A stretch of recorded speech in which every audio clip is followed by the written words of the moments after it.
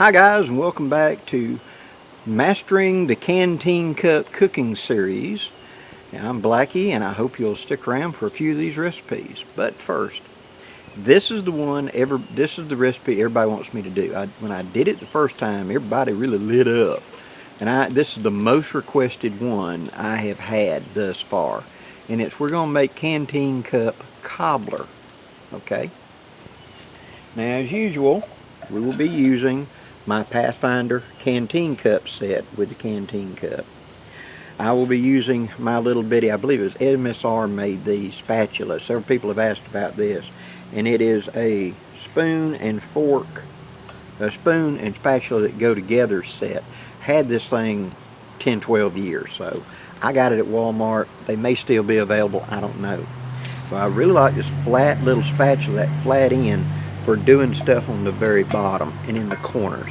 It's better than a rounded end, which when you get down to the point you only have like a finger. I want like broad fingers, not little bitty fingers. Otherwise I'm just scratching in the bottom and not moving stuff. So I like that flat tip. Yes, it'd be easy to just simply carve something about like that to have, but that's the reason I use it. I hope that answers the questions I've been getting about it. Okay, next, what we're going to do for this is we're going to be utilizing a Jiffy yellow cake mix. I like these. They're good. They're cheap. They're like 99 cents for one of these. From this box, I can make a Canteen Cup Cobbler for one. I got enough material left there that if I make it a real soupy batter in the morning, I can make a pancake out of it.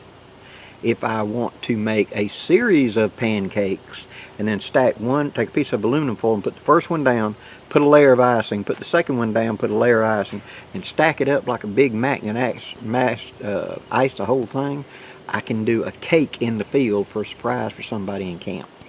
So these are cheap, available, and it's not a big deal if you don't. And the small size is about right for taking to camp. Now I can split this down into smaller portions through my pantry if I need to, but for this I'm going to be just opening it up and measuring. For the fruit in this one, we're going to be using peaches. Now these little snack cups of peaches are about the right size for one person. If you are more awesome and need a little bit more, yes, you can do 2 of these. Okay, yes, you can do a can of clean peaches, but these little bitty fruit cups are already cut up into small pieces. It's for kids to have in lunch boxes. So it's perfect for what we're doing. Okay. Now add a little bit of flavor.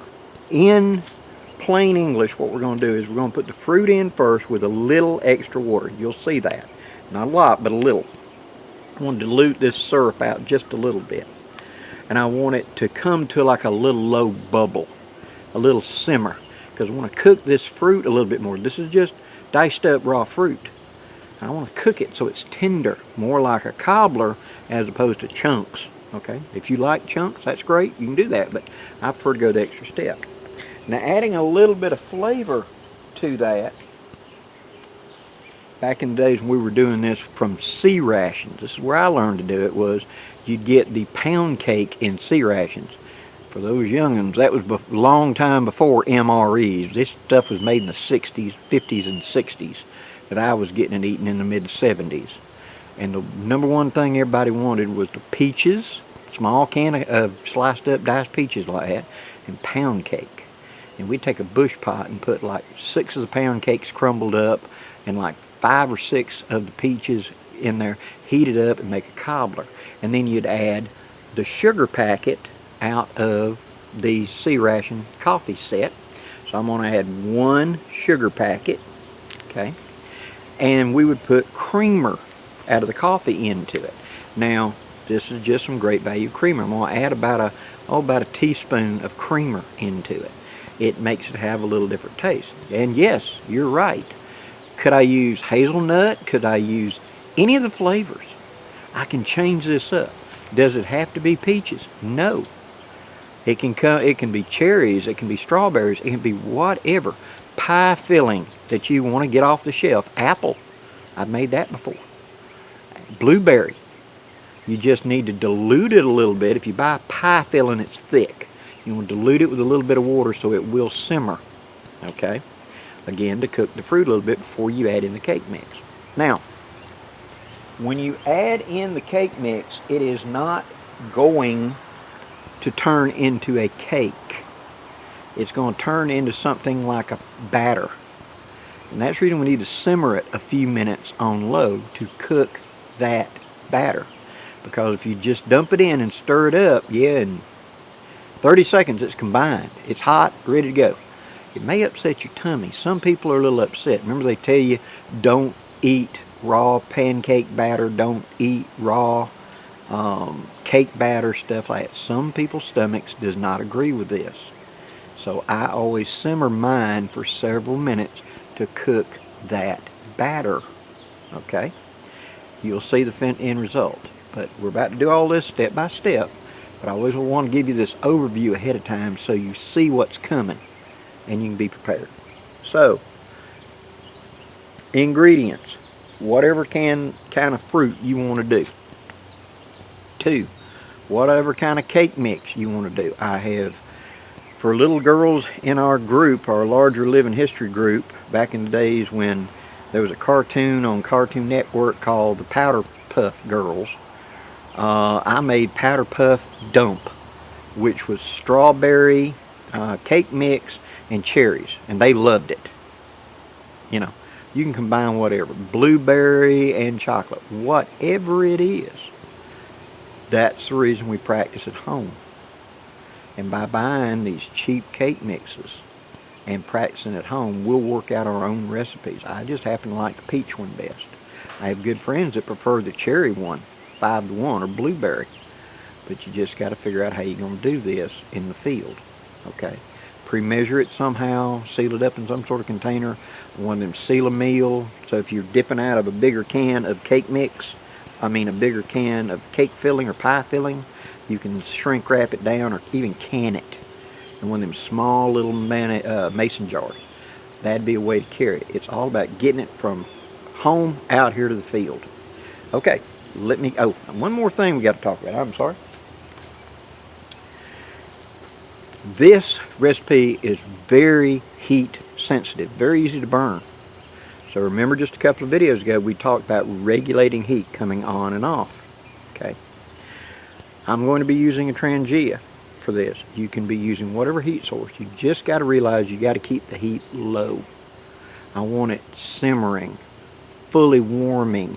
I need warming over time. That's simmering. I don't need boiling because it'll run dry and start burning real quick. So to regulate my Trangia, what I'm going to do is, on a Trangia, you have the snuffer lid. We'll get to that in a second. And then you have the seal lid. The seal lid, when you open it up, has an O-ring up in that corner. You don't want to burn your O-ring. Okay, so when this is hot, if you snuff it out, you have to just do like snuff and bring it right back off. Otherwise, that hot metal will melt that O-ring. Even snuffing it, you're damaging that O-ring because it's so hot and it's so easy for that to melt. I just drop my O-ring out, but you see it comes out.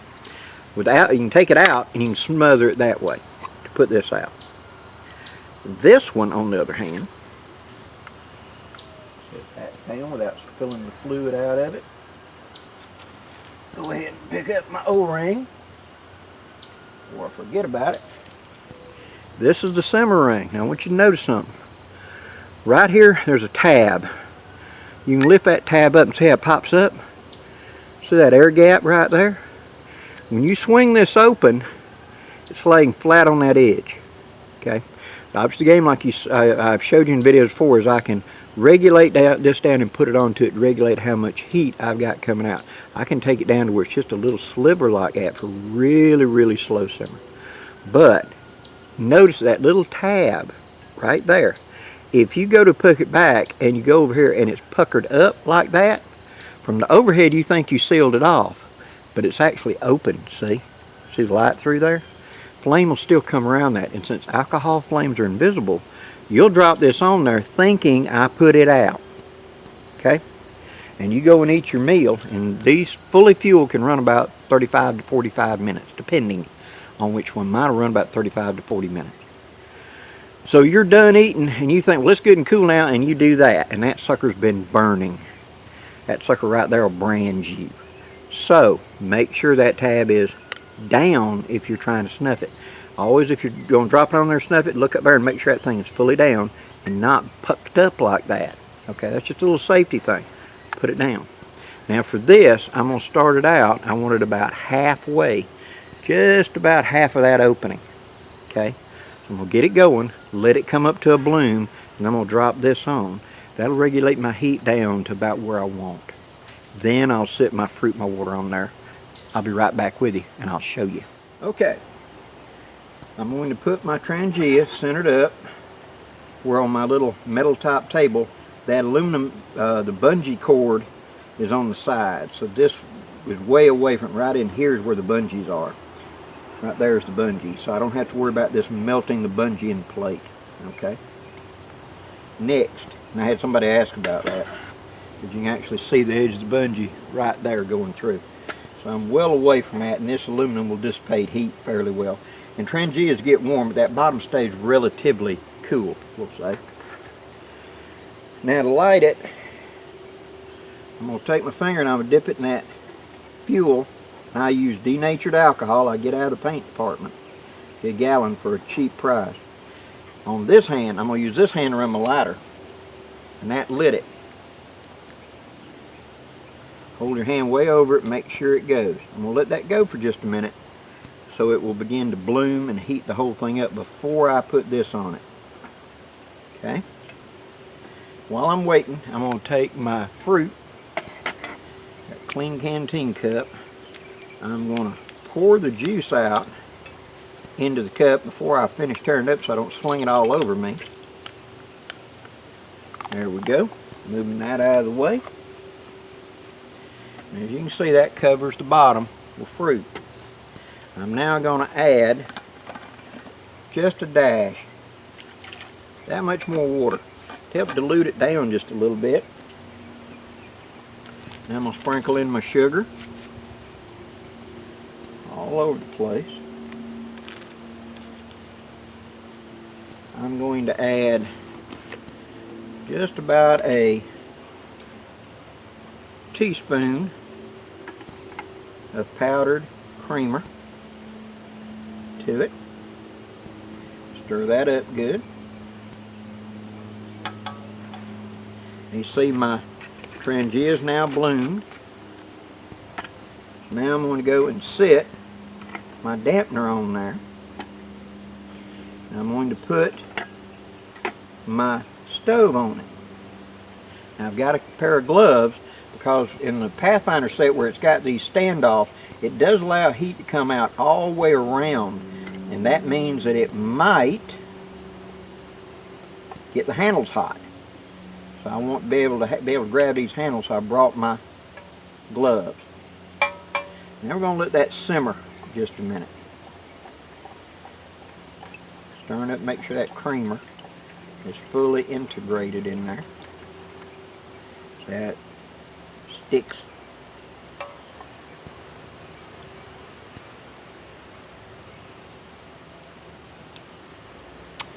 Now by adding the creamer, it gives it a little bit of a milky taste.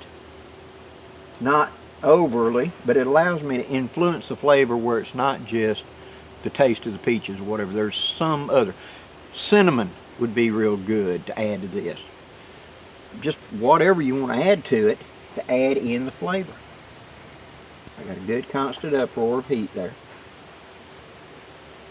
And this is going to be a slow recipe. We don't want to get in a hurry. Now, how much of the cake mix are we going to add?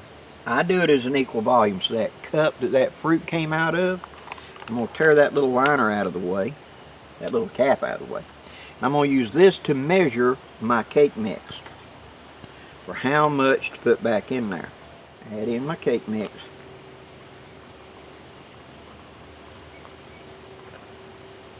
So the advantage of this is I can have this and at the same time have more left for another meal tomorrow. Like I said, I make pancakes out of this for breakfast. I can make another snack. I can try to bake some in my cup. Taking it into the bag. That's about it. One full cup. I'm going to take that inner wax bag, I'm going to pull the whole thing up just a little bit, and I'm going to roll it down tight down in there, squeezing all the air out of it to help protect it. Just like that. Now I would put that someplace secure that's not going to attract ants or stuff, and I'll be ready for tomorrow to do breakfast with it. Now, as this simmers, every so often give it a stir. Again, we're cooking that fruit. This is a slow process. Now on a fire, I prefer to do this with a twig fire, or better yet with coals. I like to rake out a section of coals and set this up there so it's just a low, slow simmer. You know, the slower you cook it, the better it's going to be. The faster you cook it, the greater a chance it's going to burn. Okay, as you can see, I've got into a low simmer. That's exactly what I want. My fruit is now really tender. It's cooked. So now I'm going to add in my cake mix. Like that, about a third. Stir it. About a third. Stir it.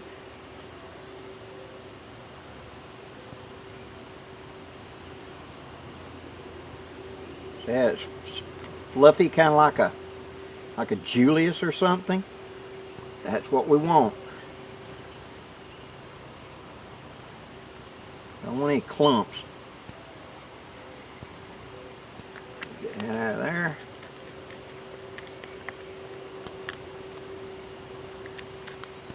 Now, keep stirring.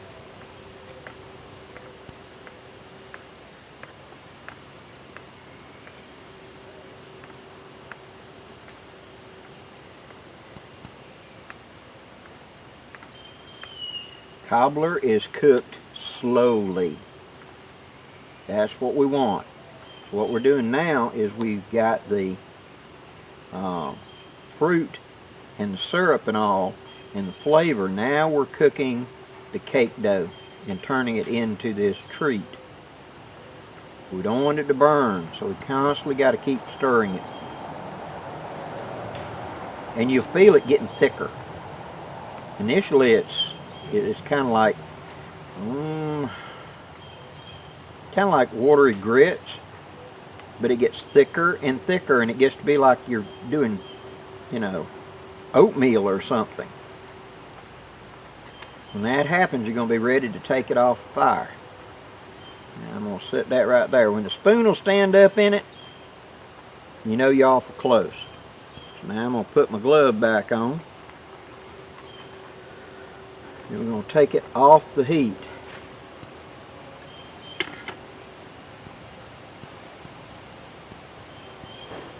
Going to let it just sit and finish thickening and finish cooking.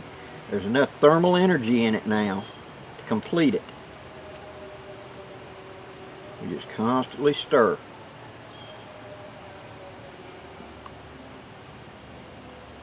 About once every, say, 30 seconds.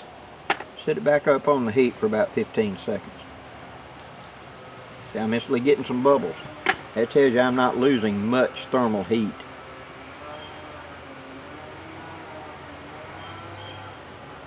Alright. Now, the object of this game is to wait. We're cooking that dough. We do not want it raw, so it's got to have time to fully saturate and fully thicken. Okay? So we can say it's cooked. And that's what we're doing. Right now, the consistency is like thick gravy. That's what we want. Alright, back up on the heat just a minute. This is what's going to drive your campmates crazy, because they got to sit and smell it. Because it smells so good, especially if you add in a little bit of cinnamon or something. Alright.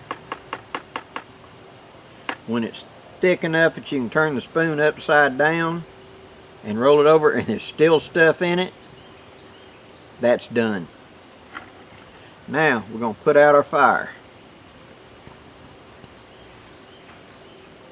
For that, we're going to put our gloves on. We're going to take that off, and then we're going to snip it down just like that, making sure that's all the way down. Take that cap and push down to make sure it's fully snuffed out.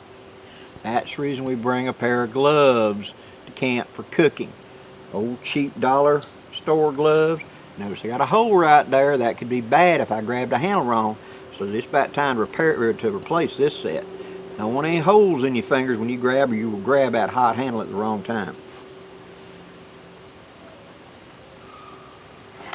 You can touch those handles. Alright, now we're going to let it just sit and cool for about 10-15 minutes. That will finish coagulating it. I'll turn the camera back on. We're ready to do a taste. And so, we now have Canteen Cup Cobbler.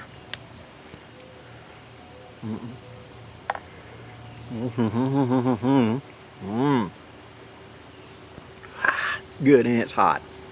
Great on a cold day. Now, what can you put this on? Little pieces of cake and stuff. Remember the old, those little yellow cakes you used to get for strawberry shortcake that came pre-packaged up? You'd find them in the grocery store. Put one of them down and then dump this hot into the middle of it. Really good. It's just cobbler is what it is. But to cook cobbler, 1, you have to cook slow. 2, you must be patient. And you must stir it often so it does not burn. Because once you burn it, that taste goes all the way through and it just tastes like burnt cobbler. There's no, well, it's some on the bottom, but up here, the whole thing will magically taste like burnt cobbler. So this is more like a graduation exercise in some way. This is one of the more difficult things to do well. Okay. So, fruit, whatever kind you like. Cake mix, experiment, whatever kind you like.